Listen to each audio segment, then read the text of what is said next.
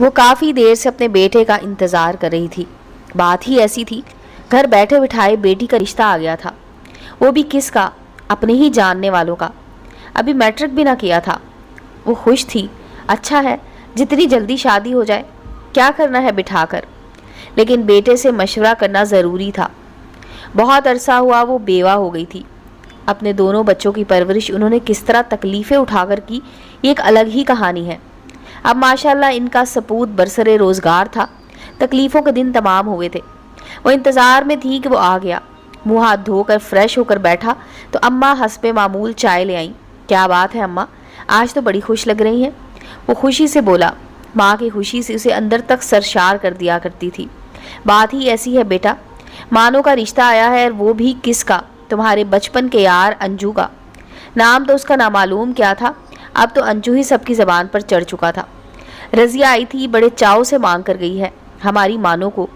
मैं तो हाँ ही करने लगी थी, लेकिन तुमसे मशवरा भी तो ज़रूरी है। वो खुशी खुशी अपनी ही धुन में बोले जा रही थी, जबकि अंजू का नाम सुनकर चाय की तरफ इसका हाथ बढ़ता रुक गया।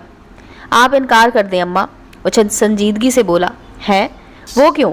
तुम्हारा बचपन का साथी है, बहुत अच्छी तरह जानते हो तुम उसे। अम्मा की हैरानी बजा थी। अच्छी तरह जानता हूँ अम्मा, तभी तो कह रहा हूँ। वो हमारी मानो के काबिल नहीं है।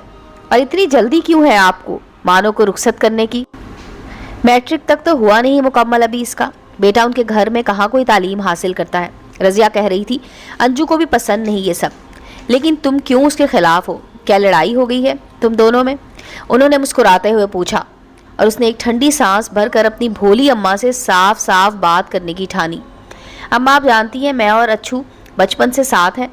हमारे घरों के मामलात एक दूसरे से छुपे नहीं। उनका घर का माहौल किस कदर घुटा हुआ है आप भी जानती हैं।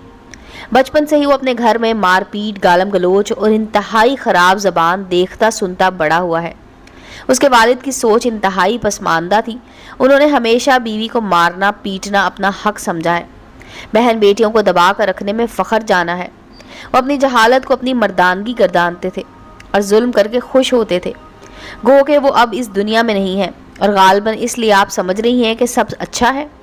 मेरी भोली अम्मा, जो वाक़यात और हालात इंसान बचपन से देखता बड़ा होता है ना, उसकी अपनी शख्सियत का हिस्सा बन जाते हैं। अंजू के साथ भी यही हुआ है। वो अंकल के चीखने चिल्लाने और माँ की रोने की आवाज़ों से बचने के लिए मारा मारा फिरता था। घर के माहौल से फरार चाहता था। पढ़ लिख ना सका, कोई हुनर सीख सका, उल्टा बुरी सोबत का शिकार हो गया।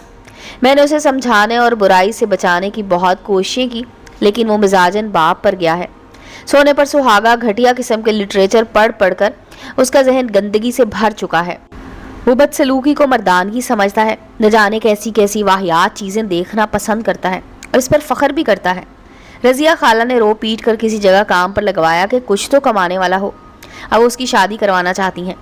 कम ज़्यादा कमाई से गर्ज नहीं, लेकिन बंदा कम से कम इंसान तो हो।